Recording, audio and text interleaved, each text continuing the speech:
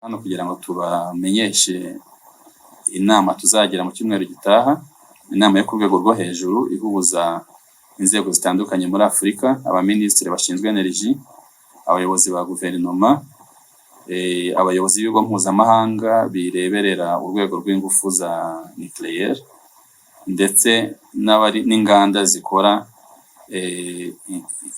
ibijyanye n'ingufu za nucléaire, cyane cyane izo turi gushyiraho imbaraga ni inganda ntoya zitwa SMR, inganda ntoya zishobora gukorerwa mu ruganda zikazanwa mu gihugu, ni inganda zifite umutekano wisumbuyeho urenze ubusanzwe inganda zisanzwe zikoresha, kandi zinajyanye n'ubushobozi bw'ibihugu byacu muri Afurika, ubushobozi bujyanye n'imiyoboro y'amashanyarazi dukoresha.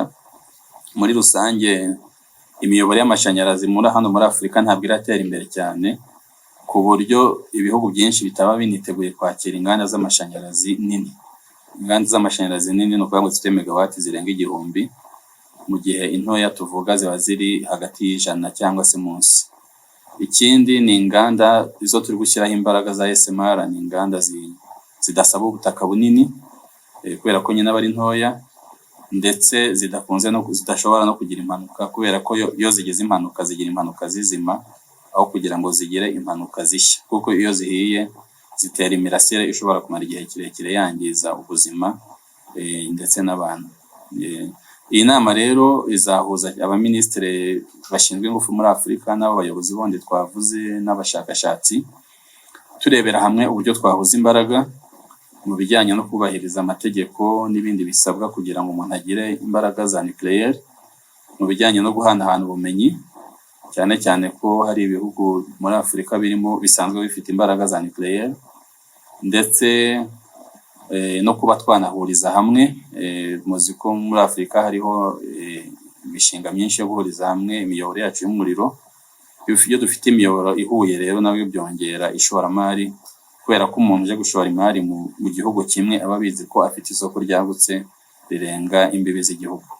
Ibyo byose tuzabiganiraho avuga ko dufatana urunana tujya muri iki cyerekezo gishya cyo kugira ngo ibihugu bya Afurika tubone imbaraga zihagije zo gufasha mu iterambere twese twifuza kugeraho, haba ku gihugu cy'u Rwanda ndetse no ku bindi bihugu. Murakoze.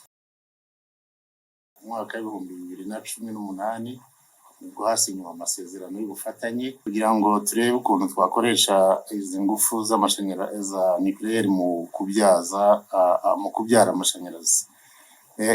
Iyo abantu basinya amasezerano ni ukuvuga ngo baguye umuryango kugira ngo batangire baganire, barebe ukuntu iyo mishinga minini izashyirwa mu bikorwa.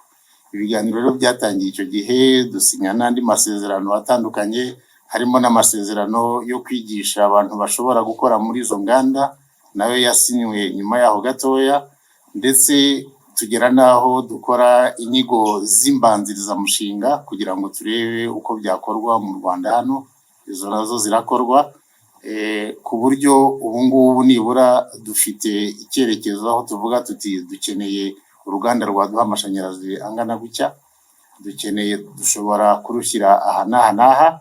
Aho rwashyirwa haraba hari amasayiti menshi cyane mu mbanzirizamushinga, bisaba kugira ngo hongere hakorwe izindi nyigo zisumbuyeho zireba iby'ubutaka, zireba ibyerekeye seismicity, kugira ngo tumenye neza yuko aho hantu koko hujuje ibisabwa byose, ku buryo hagiye uruganda rubyara ingufu z'amashanyarazi zikoresha ingufu za nucléaire nta yindi mpanuka yindi yatera. Nk'uko minisitiri yabivuze, ikoranabuhanga turimo kureba ni ikoranabuhanga rito rijya ku butaka butoya, nka hegitari 15 kugera kuri 50. Aho rero niyo twavuga ngo mu Rwanda turatuwe cyane, ntabwo twabura hegitari 50 ko twakubaka urwo ruganda. Yavuze n'andi masezerano twagiye tugirana n'ibindi bigo nka Dual Fluid na Nano ndetse n'ibindi bizaza. Nk'uko byavuzwe, izi tekinoloji twise ngo ni SMR tudutoye, ni tekinoloji nshya zirimo gutekerezwaho, inyinshi rwose nta nubwo ziragera ku isoko. So u Rwanda rero kuko twabonye ko arizo zikwiriye muri mu bihe tugezemo zadufasha mu gukemura ikibazo cy'ingufu dufite, aho kugira ngo dutegereze yuko izo tekinoloji zizaba zitekerezwaho zigakorwa dutegereje ko zizagera ku isoko, twahisemo gutangira kugirana amasezerano n'ibigo birimo kuzitegura kuzikoramo, kugira ngo dufatanye muri urwo rugendo, noneho nizigera ku isoko tuzabe dufite n'abantu bazizi, ndetse natwe tuzabe dufite n'ubumenyi bwo kuba twazikoresha neza, yewe ndetse tuzafatanye no kuba twazicuruza ahandi zikenewe aho ngaho. Ni muri urwo rwego twagiranye amasezerano na Dual Fluid kugira ngo tuzafatanye turebe ko tekinoloji yabo bafite yazagera aho ijya ku isoko. Ni no muri urwo rwego twagiranye amasezerano na Nano Nuclear, nabo bafite ubundi buryo bwa tekinoloji bashaka kuzashyira ku isoko. So ibyo ni ibintu tubona ko ari byiza cyane, kuko biduha urwinyagamburiro rwo gushyira abantu bacu muri izo kampani igihe zirimo gutekereza tekinoloji, bagakurikirana neza ibirimo gukorwa hose, ku buryo izo tekinoloji zabo zizagera ku isoko natwe dufite aba expert b'Abanyarwanda bazi neza ikibazo cyazo, bazi n'uburyo zishobora gukoreshwa neza nta mbogamizi zitanze. Ndumva ikibazo cya mbere ari icyo navugaho. Icya kabiri yavuze ni ku banyeshuri. Nibyo koko tugitangira muri 2017 ndetse byagaragaraga ko mu gihugu nta bantu dufite bahagije bafite ubumenyi kuri ibi bintu bya nuclear energy. Nibwo hagize navuze ko twihutiye kugira amasezerano mbere twagiranye n'Uburusiya mu bintu bijyanye no kwigisha abantu iri koranabuhanga. So ubu ngubu usibye hari abo twohereje guhera icyo gihe basoje bari hano dukoresha mu kigo cya Rwanda Atomic Energy Board, bagera nko kuri 30, hagati ya 30 na 50. So hari abariyo bagera kuri 200 bari mu bice bitandukanye, hari abazasoza umwaka utaha, abandi mu myaka 2. Turacyakomeza no kohereza abandi kuko n'uyu mwaka tuzohereza abageze kuri 40. Twagiranye n'amasezerano n'ikindi gihugu cya Hungary nacyo ameze gutyo yo kwigisha abanyeshuri, naho tugiye gutangira kohereza abanyeshuri umwaka utaha. Turimo kurashaka kuyagirana n'igihugu cy'Ubushinwa ndetse na South Korea. So turashaka rero uburyo bwihuse bwo kuba twabona umubare ukwiye wo kuba twaba dufite abantu bashobora kuba bakoresha neza ibyo koranabuhanga rigatanga amashanyarazi nta kibazo. Inyigo zigaragaza yuko mwene izo nganda ntoya zitanga amashanyarazi turimo kuvugaho zikenera hagati y'abantu 220, 250. Abo 220 ntago ari ukuvuga ngo baba bari ku ruganda icyarimwe, ariko kubera ko uruganda rukora amasaha 28 iminsi 7 mu cyumweru umwaka wose, abantu bakora mu byiciro. Dono kuba tuba dufite ibyiciro 4 by'abantu bajyamo aho ngaho. Abo 220 ngahe rero ugabanyije na 4 ubona nibura abantu baba bari ku ruganda igihe cyarimo aho ngaho. So ibyo birakomeza kandi tuzanabikomeza. Dufite na gahunda ndetse yo gutangira kwigisha ibyo bintu hano muri za kaminuza zacu zo mu Rwanda. Kaminuza y'u Rwanda yarabitangiye, hari porogaramu imaze kwemezwa, bazatangira gufatamo abanyeshuri ndumva mu mwaka uzatangira uri imbere. Ndetse turimo turashaka no kuzanamo Rwanda Polytechnic kugira ngo nabo barebe uburyo badufasha gutegura abantu bashobora gukora muri iryo koranabuhanga, kuko iri koranabuhanga iyo rije usibye kubyaza amashanyarazi akenerwa mu nganda zitandukanye, ariko habaho n'izindi nganda ziza ziyashingiyeho zikenera abantu bafite izo skills zihambaye. Aho ruzashyirwa nabivuzeho, ubu ngubu ntabwo twakwirwa dukora speculation ngo naha kuko inyigo zitararangira neza, ariko uko navuze aho uruganda rujya rwa hectare 50 mu Rwanda kuhabona ntabwo bigoye cyane. Hanyuma ikibazo cya nyuma cyari kubera iki u Rwanda rwabaye rwa mbere mu gutegura iyi nama. Babivuzeho, ariko ndagira ngo mvuge yuko u Rwanda nicyo gihugu cyonyine igihe iri koranabuhanga ryatangira gutangazwa, abantu benshi bavuga bati iri koranabuhanga rirashya ntiturarimenya, se riteye gute, bakifata. twebwe twabonye ko ari ryo koranabuhanga ryonyine rishobora gukemura ikibazo cyacu, noneho dukora decision yuko tugiye gukoresha iryo koranabuhanga kugira ngo dukore amashanyarazi. Iyo decision kuba twaratangiye kare byatumye natwe n'abantu bacu dukurikirana iby'iryo koranabuhanga.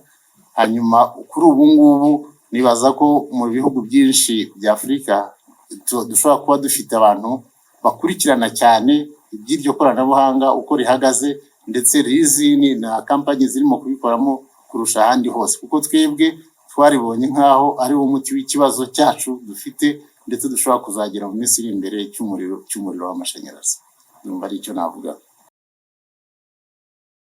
For me, this is an opportunity for Rwanda and for Africa. For Rwanda, because we want Rwanda to be a blueprint for what we could do as on implementing the small modular reactor technology, because those are not new technology, but a technology that have evolved a lot with a lot of innovation in terms of fuel that allow us to be more confident in the safety and security that goes with the regulation that was just mentioned. And that's why Rwanda has made that choice. And then we want to make sure that we one of the first country to implement a small modular reactor.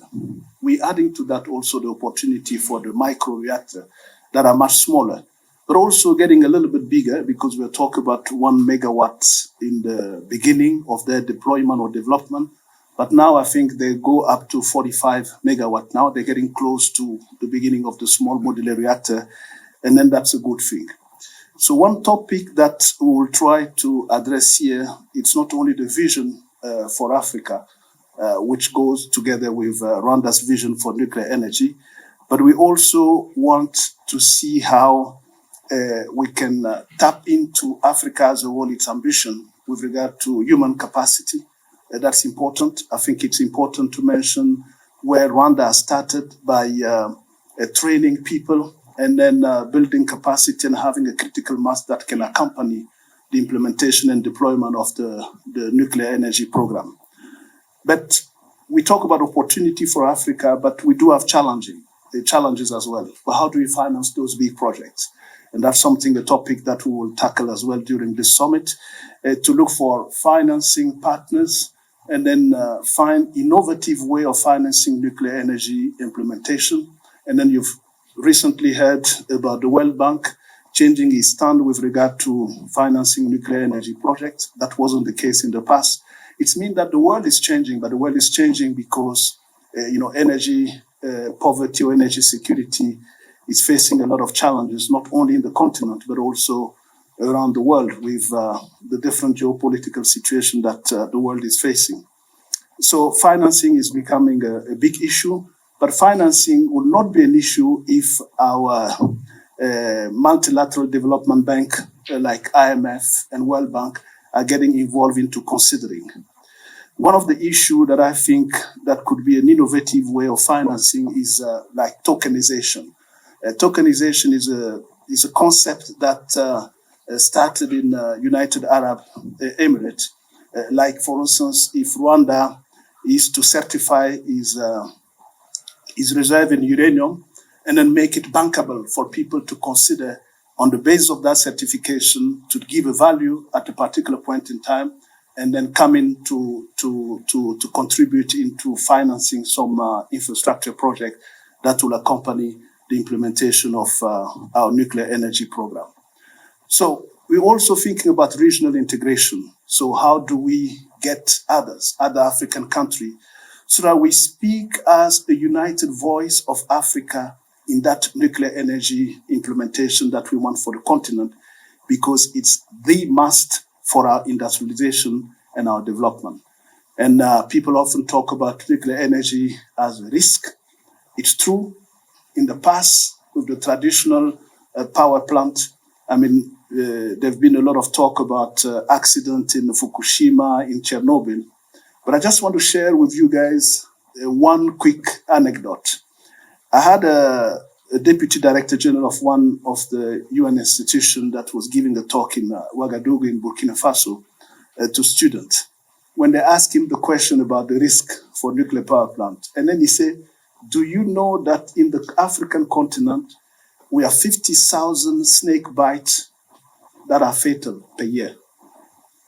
So he asked the question, can you tell me if you've ever heard that nuclear energy is killing 50,000 per year? Of course not. So the point that he was making is that the risk is not at the level where we're putting it, because we talk about death for some issues, but the death related to nuclear accident is quite minimal. We talk more about it when we have Fukushima. We talk more about it when we have Chernobyl, but those issues are taken good care of with the small modular reactor because they're safer, secure, and then we can deal with the non-proliferation issue as well in a much better way. I think that's what I wanted to share with you as an introductory remark, and then say that you are part of those who should help us to have the political commitment and the civil society as well to embark in this journey. Because a nuclear energy project is not for, we don't start a project only for 5 years. It's a project where you engage for 50, even 100 years, depending on the volume of nuclear power plant that you want to put in your country. Thank you.